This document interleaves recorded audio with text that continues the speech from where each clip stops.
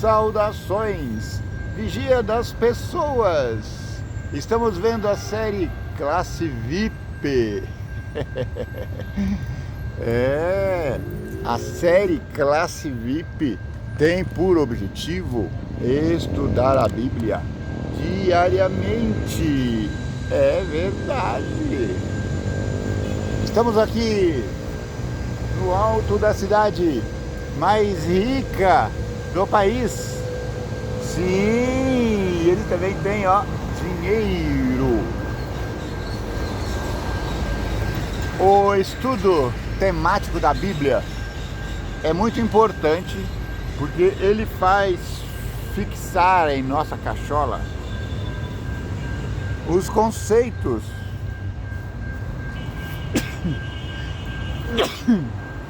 desculpa. Nesse trimestre que começou em janeiro e vai terminar mês que vem, em março, nós estamos estudando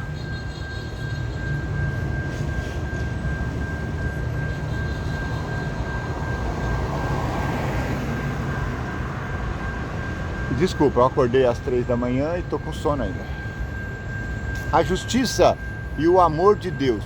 Como que Deus equilibra esses pratos dessa balança? Como que Deus pode ser amor e ainda não passar a mão na cabeça do pecador? Muito interessante. A partir do próximo trimestre, que vai começar em março, em abril, nós vamos estudar as profecias. Sim.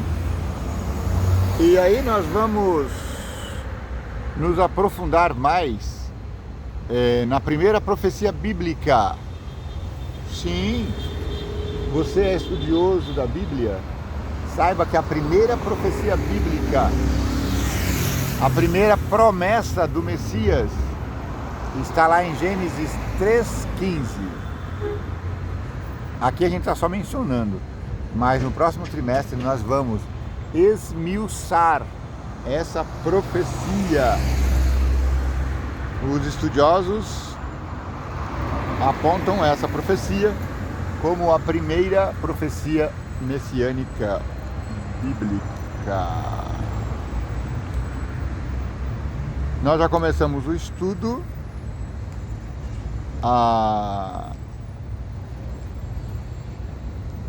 O tema principal é o conflito cósmico, ou seja, há um conflito universal e envolve mentes antagônicas.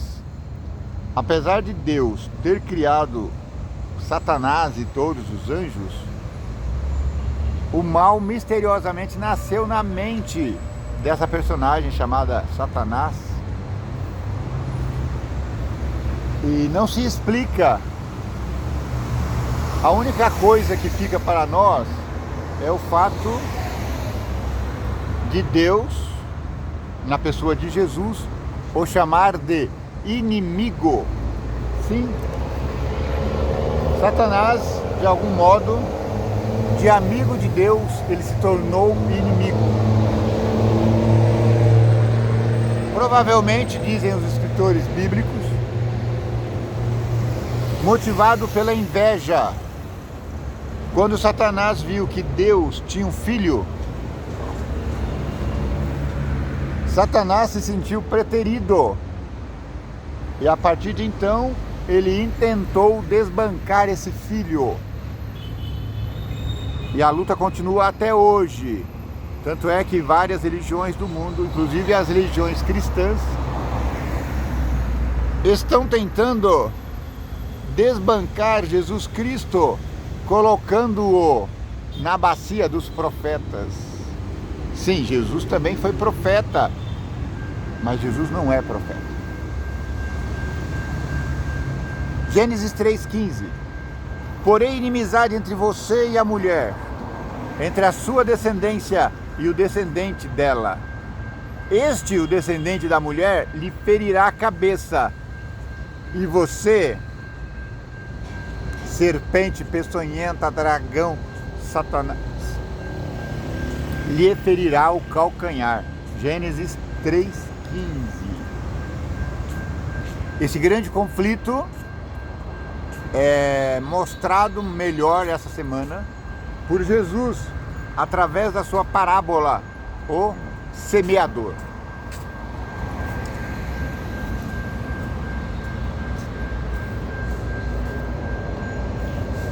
A leitura da semana, para o estudo ficar encucado de verdade, Mateus 13, 24 a 37, Gênesis 1, 31, Ezequiel 28, 12 a 19, Isaías 14, 12 ao 15, Mateus 4, 1 ao 11 e João 8, 44 e 45. O inimigo fez isso. Nós vimos ontem que, ao contar a parábola do semeador, Jesus fala: o semeador é Deus. Então não tenho que interpretar essa parábola. O semeador é Deus.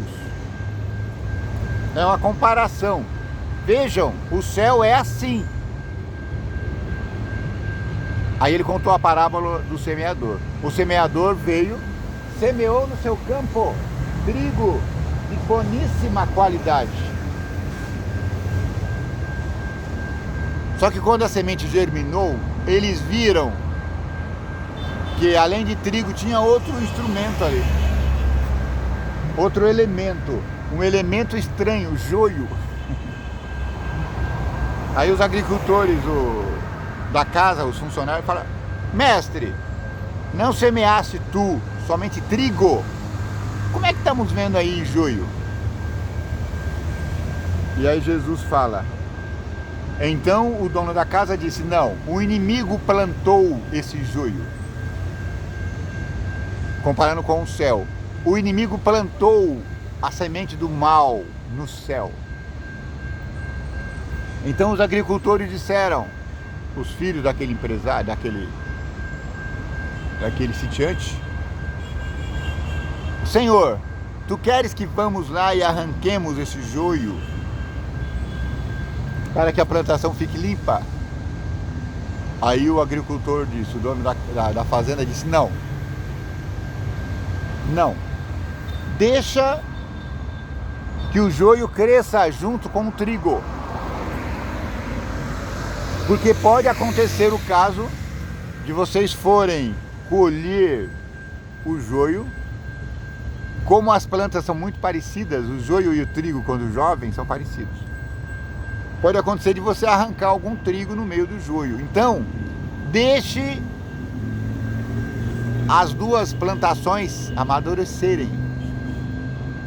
E uma vez amadurecidos, aí sim ficará nítido quem é joio, quem é trigo. Então nós colheremos o joio, jogaremos para queimar, e colheremos o trigo e guardaremos no paiol, celeiro.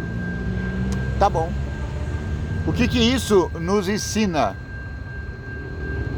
Que Deus permitiu que o mal florescesse para que eu e você não tivéssemos dúvida. Olha, o fruto do mal é esse. Se Satanás, dizem os escritores sabidinhos, se Satanás fosse destruído imediatamente quando descoberto a sua rebelião. Saudações, cavaleiro. Bom dia, vai com Deus. Se Deus tivesse destruído Satanás quando ele começou a plantar a semente da discórdia no coração dos anjos, provavelmente os anjos seguiriam a Deus por medo de ser destruído. Então Deus, comparando com a atitude do fazendeiro, Deus disse: não vou arrancar esse joio agora. Vou esperar que ele floresça, para que todos vejam que ele produz o mal. Não fui eu que semeei essa semente do mal, foi o inimigo. Aí o inimigo semeou a semente do mal no céu, provocou discórdia em 1/3 dos anjos. A gente calculou que, supostamente, poderia ser o caso de haver 9 bilhões de anjos no céu, um número hipotético. Então, desses 9 bilhões, Satanás foi muito convincente. Ele conseguiu convencer 3 bilhões. E esses 3 bilhões se rebelaram contra ele. Houve guerra no céu. Miguel e seus anjos lutou com seus anjos contra esse Satanás e seus anjos. Os sabidinhos argumentam que essa guerra pode ter sido de argumento. Deus pode ter explicado por A mais B que aquilo ia acabar em morte. Mas ainda assim, 1/3 parte dos anjos decidiram seguir Satanás e foram expulsos para aqui, o abismo. E uma vez aqui no abismo, a miséria estava decretada. Sim, imagina, Deus em algum momento ficou triste com a sua criatura. E ele falou assim: agora eu vou fazer uma criatura maior do que os anjos. Essa criatura será menor somente a mim. Eu vou colocar intelecto nessa criatura. Vou colocar livre-arbítrio, o mesmo que eu dei a Satanás e a todos os anjos. E vou colocar um elemento a mais nessa criação. Eu vou colocar o poder de criação. Essa criatura, qual seja o homem, vai ter o poder de criar outras criaturas. Criar entre aspas, porque quem cria é Deus. Mas o ser humano pode sentir a alegria da criação ao reproduzir um outro ser humano. É nesse sentido que somos semelhantes a Deus. A gente pode criar, claro, com todo o seu poder. A gente pode criar e a gente tem a semelhança de Deus na face. Sim. Quando perguntaram a Filipe, quando Filipe perguntou a Jesus, mostre-nos o Pai, Jesus disse: eu sou a expressão verdadeira do Pai. Então, fisicamente, o Pai é assim como eu sou. Então, esse ser criado no paraíso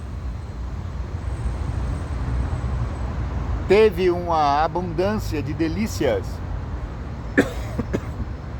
E Deus colocou um teste. Nós não sabemos se Satanás foi testado no céu. Provavelmente, sim. Mas Deus colocou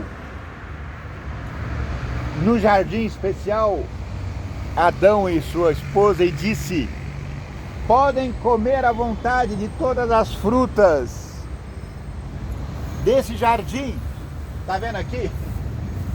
Essa é a sarça ardente de Moisés. Sim. A sarça que se encandeceu com a presença de Deus. Adão também tinha uma árvore. No paraíso existiam várias árvores. Você não está vendo aqui, mas tem outras sarsas além dessa. Eu vi o nome dessa planta ontem, numa plaquinha ali, agora esqueci. Mas é um nome bem bonitinho. E Deus falou: Adão, Eva, vocês poderão tomar de todas as árvores do jardim, vão poder comer e se deliciar à vontade. Tem lá no centro do jardim 2 árvores peculiares. Uma, a árvore da vida, essa você pode comer à vontade também. Tem uma outra que eu vou chamar de árvore do conhecimento do bem e do mal. Você hoje, Adão e Eva, meus queridos filhos, vocês conhecem somente o bem.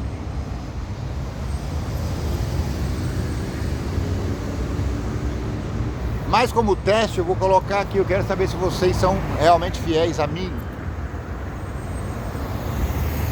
Provavelmente Deus deve ter falado para Adão, olha, existe uma criatura caída. Ele está aqui na terra. Eu deixei ele vir à terra para que ele testasse vocês. Só que eu vou limitar a área de atuação dele. Essa criatura vai poder ter acesso a você somente ao pé da árvore do conhecimento do bem e do mal. Não toqueis nela, porque no dia que você fizer isso, você morrerá. E aí um belo dia, não sabemos quanto tempo transcorreu desde a criação do jardim até o casal ir lá e tomar do fruto proibido. Não sabemos qual foi o tempo, mas provavelmente não havia dúvida na cabeça do ser humano quanto à imperatividade da ordem. Não tocareis, porque no dia que tocar dela, morrerás. No dia que tocar, morrereis. Satanás era terrível. Ele tinha um plano. Eu vou enganar esse primeiro casal e eles vão desobedecer a Deus. E ele chegou e falou, vocês serão deuses. Por isso que Deus não quer que você tome do fruto dessa árvore. O homem preferiu crer na mentira de Satanás e se juntou na rebelião contra Deus.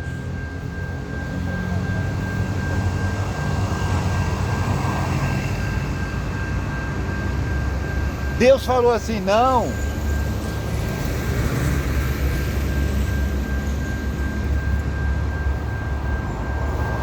A sentença é de morte. Mas você não vai morrer, quem vai morrer é meu filho, Jesus Cristo. É essa a promessa de Gênesis 3:15. E desde aquele dia até hoje, nós estamos gritando, existe um teste de fidelidade a Deus. Se você passar no teste, você vai para o céu. Se você cair no teste, você vai para o inferno. Simples assim.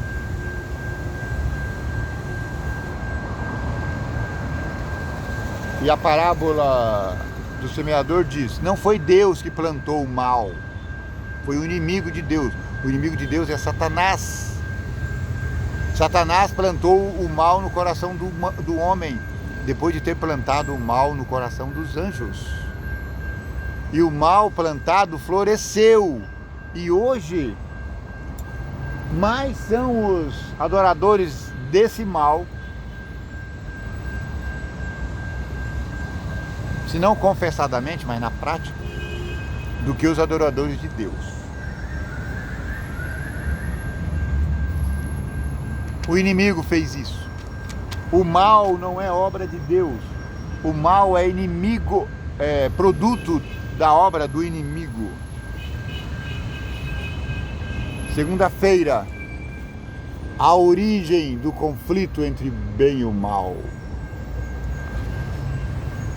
A parábola do joio explica por que existem sementes ruins no campo, se o proprietário plantou apenas semente boa.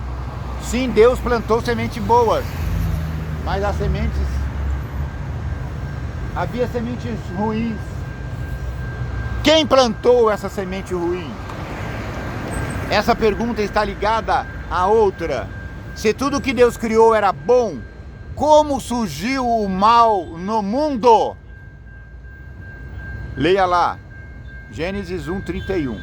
O que as palavras de Deus revelam sobre a condição do mundo quando ele terminou de criá-lo e por que essa avaliação é importante? Quando Deus acabou de criar o mundo, ele disse: eis que é tudo bom. Quando Deus terminou de criar o mundo, tudo era muito bom. Em Gênesis 1, não há nenhum indício de mal na criação da terra. Como então o mal surgiu na experiência humana? Já explicamos aqui. A receita do bolo, livre-arbítrio.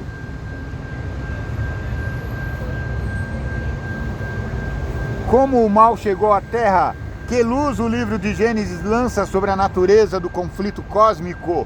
Leia Gênesis 3, 1-7. Leia Apocalipse 12, 7-9.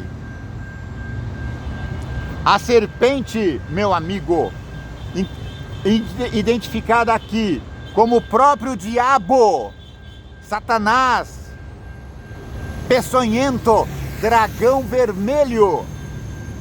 Essa serpente, identificada em Apocalipse 12, 7-9, levanta mentiras sobre o caráter de Deus. Essa serpente diz que Deus é mentiroso, não é. A mentira justamente é fruto dela, a serpente, Satanás, o diabo. A serpente primeiro faz uma pergunta, tentando lançar dúvidas sobre a ordem do Criador e na prática, quase invertendo o que ele havia ordenado.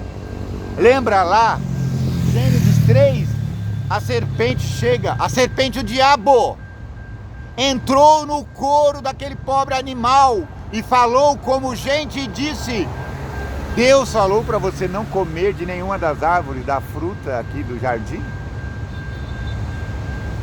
O casal humano falou: não, você está enganado. Deus liberou tudo aqui, está tudo liberado. A gente só não pode comer essa, a árvore do conhecimento do bem e do mal. Ah, é? Seu tolinho, Deus estava brincando com você. A árvore do conhecimento do bem e do mal vai te trazer sabedoria, ó. Eu comi esse fruto. Veja, estou sabidinho aqui, estou falando. A serpente falava. Era o diabo.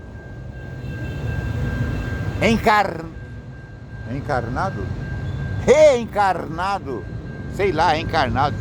Era o diabo em espírito que entrou no corpo da serpente e falava como um animal que tinha sido agraciado com o dom da fala. O casalzinho besta e tolo acreditou. Não sei quanto tempo ele levou argumentando com Satanás, mas o segredo da vida é esse: não argumente com o inimigo. Se você se propuser a argumentar com o inimigo, você será destruído. Simples assim.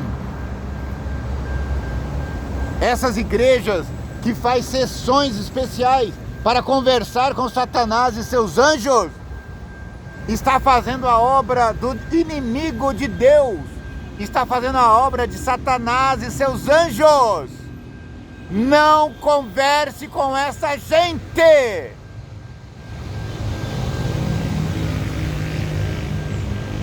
Não argumente com Satanás. É perda de tempo. Você ainda vai ser convencido que o mal é bom.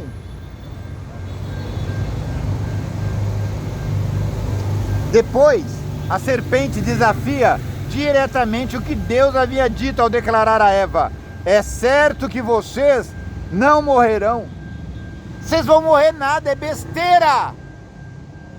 Seus tolinhos. Você acha que Deus ia criar vocês para destruir no inferno? Bobeira. Deus estava brincando com vocês. Ninguém vai morrer. Quando você morrer, você vai reencarnar noutra criancinha. Nós somos seres eternos. Nunca morreremos. Apenas passaremos de estágio. Essa é a mentira de Satanás, contada na boca da serpente. E tem muita gente crendo nisso. Misericórdia, meu Deus. Homens santos, mulheres santas e cristãos estão vivendo essa mentira. Somos eternos. Balela. Não somos eternos, porque Deus disse: no dia que pecar você morrerá. Satanás disse: é mentira. Deus disse isso porque no dia que você comer dessa fruta do pecado, esse pecado é o conhecimento. Vocês serão como os deuses.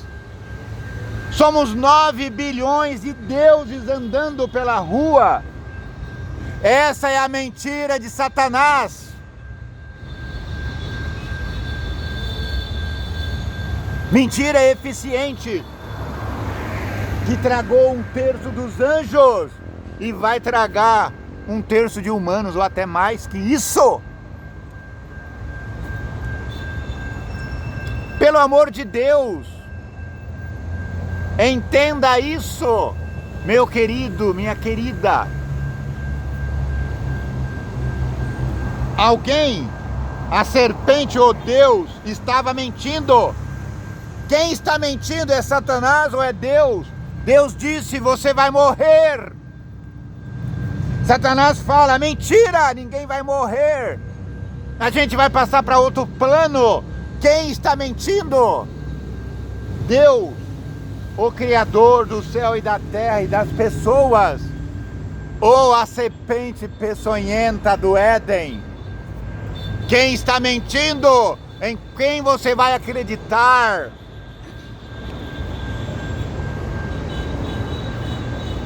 Nós não temos uma alma imortal. Nós somos uma alma mortal. Ganharemos a imortalidade concedida generosamente por Jesus Cristo.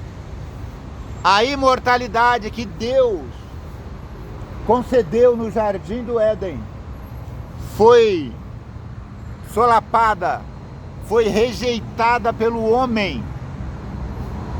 Mas Deus, em sua misericórdia, falou assim: eu vou te restaurar a vida. Haverá morte, sim, mas não será sua. Haverá morte, sim, mas será a morte do Filho de Deus. Satanás não sabia, mas Deus tinha providenciado alguém para morrer no lugar do homem, caso o homem pecasse. E agora Eva tinha uma escolha a fazer. Eva, a mulher, acreditaria em Deus, que disse que eles morreriam se comesse a fruta, ou acreditaria na serpente? Existem duas correntes de pensamento. Uma que diz que Eva estava sozinha ao pé daquela árvore, dialogando com a serpente. Existe outra corrente que diz que Adão, seu esposo, estava também ali, ao pé da árvore. Se não estava juntinho dela, estava ouvindo e concordando com o que ela conversava. Eu acredito, pessoalmente, minha igreja não fala isso. Eu acredito na responsabilidade superior do homem. A culpa pelo pecado é do homem e não da mulher. Ainda hoje, o responsável pelas agruras da família é o homem, não a mulher. O homem deve tomar o direcionamento da família. Olha que caminhão bonito. Vai com Deus, Deus.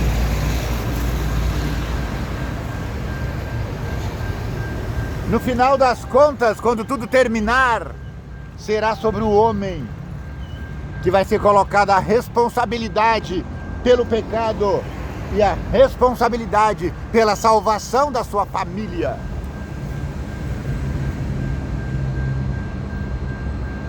A natureza do conflito está ligada, acima de tudo, a uma questão: em que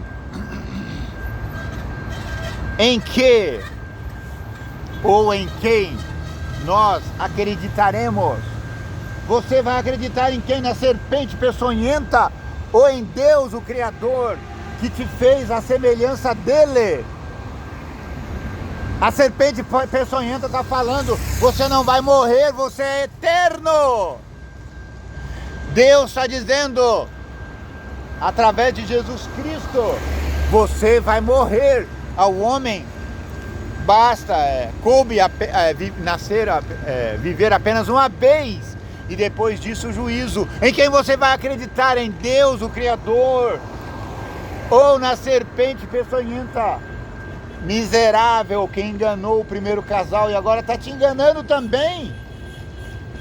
É simples assim, não tem outro jeito. Ou você acredita em Deus, o Criador do céu e da terra, ou você acredita nesse mentiroso, nessa serpente peçonhenta, Satanás. E ele não está sozinho, ele está com 3 bilhões de anjos perdidos. E acompanhado de pelo menos 3 bilhões de homens ordinários que preferem acreditar na mentira de Satanás do que na verdade proferida pelos lábios santos de Jesus.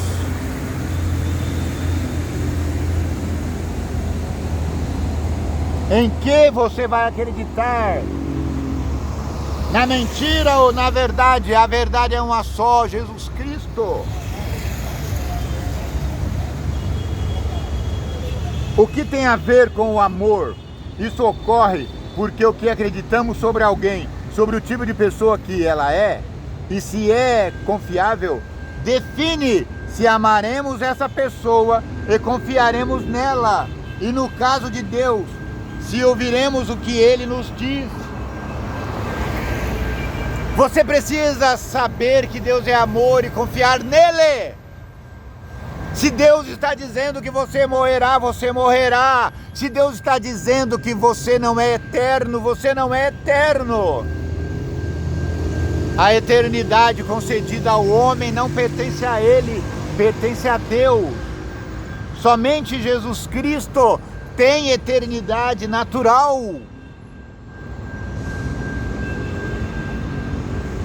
Somente as 3 pessoas da divindade, Deus, o Pai, o vigia das pessoas, Jesus Cristo, o Filho, nosso Salvador pessoal, e o Espírito Santo poderoso, convertedor de mentes, somente esses são eternos, eternamente eternos. Mesmo nós, quando recebemos a vida eterna, não teremos essa vida eterna, eternamente eterna. Parece uma blasfêmia, mas não é. Porque no céu haverá a árvore da vida eterna. E o texto bíblico diz que ela produz 12 frutos. Não sei se é um por ano, um por mês, não lembro agora. E para ter a eternidade eterna, teremos que participar dessa árvore, pelo menos uma vez ao dia, uma vez ao mês, uma vez ao ano, não sei. Mas no dia que você parar de participar dessa árvore, você morrerá. Por isso a árvore estará ali, continuamente no paraíso, e você poderá tomar dela, e você poderá ter vida eterna, eterna. Ó, que caminhãozão da hora! Vai com Deus aí, meu amigo caminhoneiro! É uma bitrem, uma carreta carregando outra carreta. Até me distrair aqui. Voltando, em quem você vai preferir acreditar? Na serpente peçonhenta, Satanás, o diabo, que está falando e repetindo: não, você não vai morrer, nós somos deuses. Mentira! Nós não somos deuses, nós somos homens, humanos, mortais e finitos. Imortal somente um Deus, o Pai. Imortal somente um Deus, o poderoso Filho, Jesus Cristo. Imortal somente um Espírito Santo. Aquele que muda o nosso coração, aquele que nos convence do pecado, da justiça e do mal.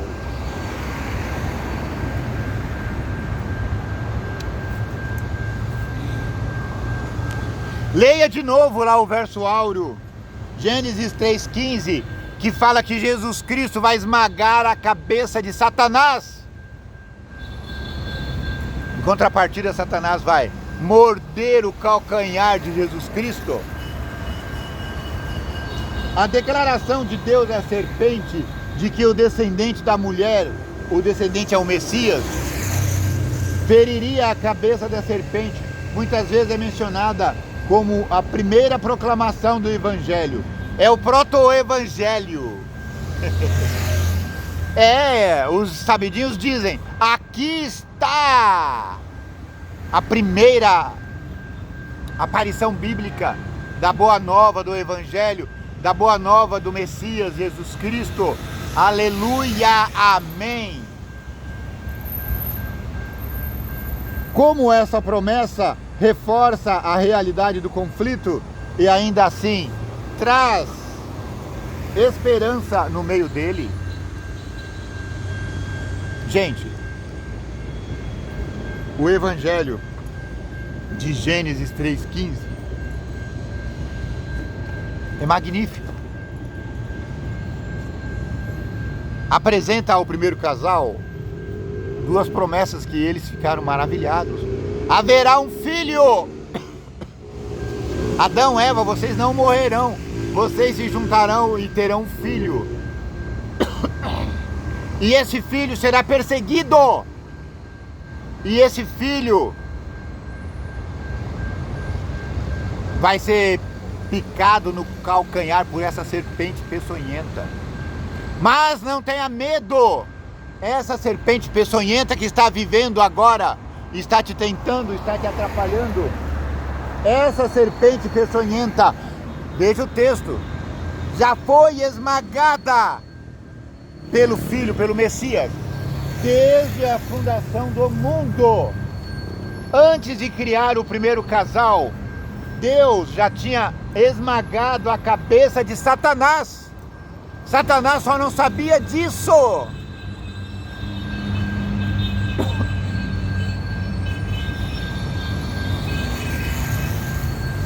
Muito obrigado.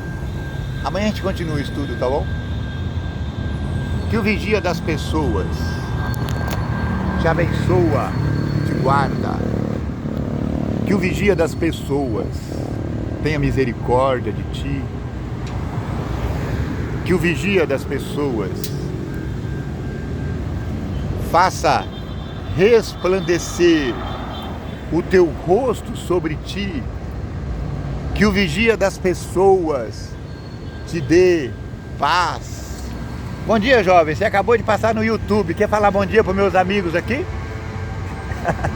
Vai com Deus. Entra lá, canal Vigia das Pessoas. Ele só deu assim um joinha. Dá também você aí um joinha, vai. Fala gostei. Ou fala não gostei. Tanto faz. O importante é que o YouTube veja você fazendo isso e dê alguma relevância para esse canal. Muito simples, mas extremamente assertivo. Você já pode desligar, eu já dei a bênção final. Mas é que a cidade está acordando, ó. O sol está brilhando lá atrás da colina. A cidade está acordando. Aqui à minha direita, os carros estão indo para o Alphaville, o bairro motor da cidade. A minha direita aqui, a minha esquerda aqui, os carros estão indo para o bairro. Pode ver que o fluxo é bem menor. Estamos aqui do alto da cidade mais rica do país. Sim, eles também têm dinheiro. Olha que carretona da hora. Essa ponte aqui, ela foi objeto de controvérsia esses dias. Nasceu aqui, tá vendo onde tá consertado aqui, ó? Nasceu uma grande rachadura aqui. E os passantes estavam com medo. Minha esposa morria de medo dessas pontes, porque quando passa um caminhão começa a tremer. Ela falava, Deus me livre de cair aqui nesse rio. Muito obrigado. Nos veremos em breve. Vai com Deus.